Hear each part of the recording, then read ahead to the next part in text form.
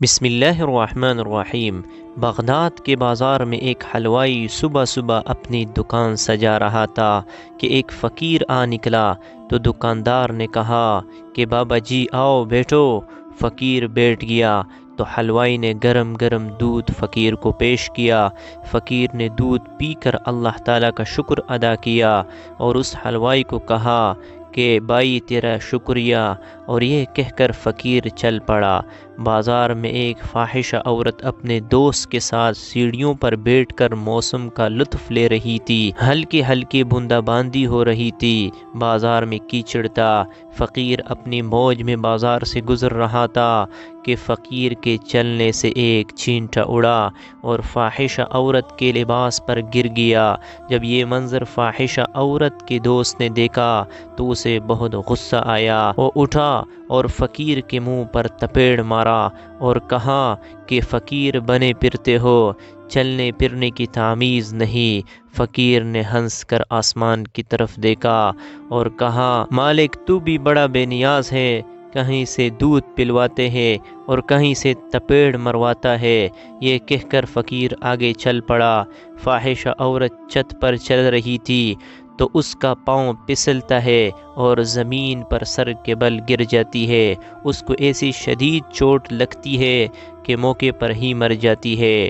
شور مچ گیا کہ فقیر نے آسمان کی طرف منہ کر کے بددعا دی تھی، جس کی وجہ سے یہ قیمتی جان چلی گئی۔ فقیر ابھی بازار کے دوسرے کونے تک نہیں پہنچ پائے تھے کہ لوگوں نے فقیر کو پکڑ لیا اور کہا کہ بڑے فقیر بنے پھرتے ہو، حوصلہ بھی نہیں رکھتے ہو۔ فقیر نے کہا کیا ہوا میاں؟ لوگوں نے کہا کہ تم نے بددعا دی اور عورت کی جان چلی گئی۔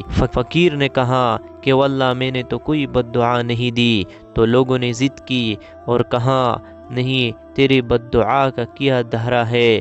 جب لوگوں نے ضد کی تو فقیر نے کہا اصل بات پوچھتے ہو تو میں نے کوئی بددعا نہیں کی، یہ یاروں یاروں کی لڑائی ہے۔ لوگوں نے کہا کہ وہ کیا؟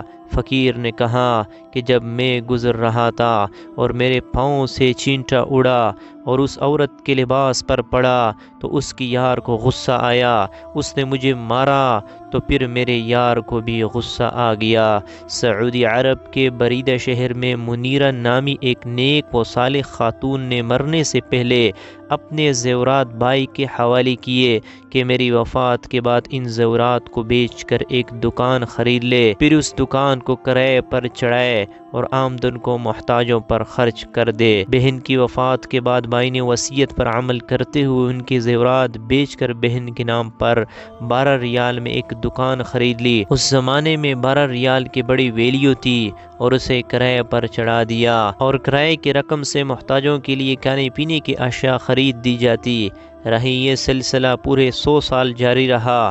100 سال کے بعد دکان کا ماہانہ کرایہ 15,000 ریال تک پہنچ چکی تھی اور اس رقم سے ضرورت مندوں کے لیے اچھی خاصی چیزیں خرید کر دی جاتی تھی۔ پھر وہ دن آیا کہ سعودی حکومت نے بریدہ کی جامع مسجد میں توسیع کرنے کا فیصلہ کیا اور یہ دکان توسیع کی ضد میں آ رہی تھی۔ چنانچہ حکومت نے 5 لاکھ ریال میں یہ دکان خرید لی۔ دکان کی دیکھ بھال کرنے والے امانت دار شخص نے اس خطیر رقم سے ایک دوسری جگہ ایک پوری عمارت بنا لی جو کہ 4 بڑی دکانوں اور 3 فلیٹس پر مشتمل ہے۔ ان دکانوں اور فلیٹس سے اب ماہانہ لاکھوں ریال کرایہ آتا ہے اور یہ کرایہ اللہ کی راہ میں خرچ کیا جاتا ہے۔ 150 سال پہلے اس نیک خاتون نے 12 ریال اللہ کی راہ میں صدقہ جاریہ کے طور پر پیش کیا تھا۔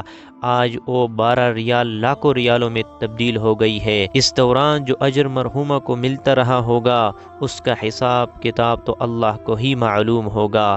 سوچنے کی بات یہ ہے کہ اگر وہ اپنے ان زیورات کو سماج کی روایت اور رسم کے مطابق اپنی بیٹیوں کو دیتی اور بیٹی آگے اپنی پوتی کو دیتی، پوتی تک پہنچتے پہنچتے یہ زیورات بوسیدہ اور آؤٹ آف فیشن ہوتے، پھر تبدیل ہو جاتے۔ لیکن اس نیک خاتون نے صدقے جاریہ کو جو خوبصورت فیصلہ کیا، اس کی بدولت 150 سال سے زائد عرصہ ہوا لاکھوں محتاج لوگ اس سے مستفید ہو رہے ہیں۔ اللہ تعالیٰ کی راہ میں پیش کیے ہوئے صدقے کو حقیر اور کمتر نہ سمجھے۔ اللہ تعالیٰ صدقات و خیرات میں برکت ڈالتے ہیں اور بڑھاتے ہیں۔ حضرت موسیٰ علیہ السلام کے دور میں ایک دفعہ قحط پڑ گیا۔ آپ نے بڑی عاجزی سے اپنے قوم کے ساتھ بارش کی اجتماعی دعا کی تو اللہ تعالیٰ نے موسیٰ علیہ السلام سے فرمایا کہ تمہارے درمیان ایک گنہگار شخص ہے جو 40 سال سے میری نافرمانی کر رہا ہے، جس کی وجہ سے بارش نہیں ہو رہی۔ موسیٰ علیہ السلام نے قوم سے فرمایا کہ ایک گنہگار کی وجہ سے اللہ رب العزت بارش نہیں برسا رہا ہے، وہ گنہگار ہم میں سے نکل جائے۔ اس گنہگار شخص جو مجمع میں موجود تھا اپنا چہرہ چادر سے چھپایا اور اللہ سے بولا، اے میرے رب، تو کتنا کریم ہے کہ میں 40 سال تک تیری نافرمانی کرتا رہا اور تو مجھے مہلت دیتا رہا۔ اب تو میں یہاں تیرا فرمانبردار بن کر آیا ہوں، مجھے معاف فرما کر آج ذلت و رسوائی سے بچا لیجئے۔ ابھی اس کی بات پوری نہیں ہوئی تھی کہ موسلادھار بارش شروع ہو گئی۔ موسیٰ علیہ السلام نے اللہ سے عرض کیا کہ او گناہگار تو ابھی نکلا نہیں، پھر بھی بارش ہو گئی۔ اللہ رب العزت نے فرمایا کہ اس نے مجھ سے توبہ کر لی، اس لیے میں نے بارش برسا دی۔ تو موسیٰ علیہ السلام نے اللہ تعالیٰ سے پوچھا کہ وہ کون شخص ہے؟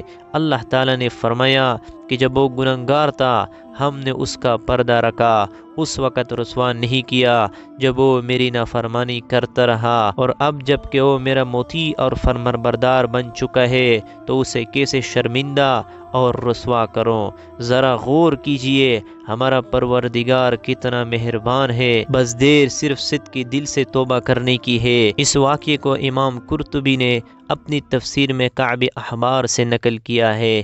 اللہ تعالی ہمیں توبہ کرنے کی توفیق عطا فرمائے۔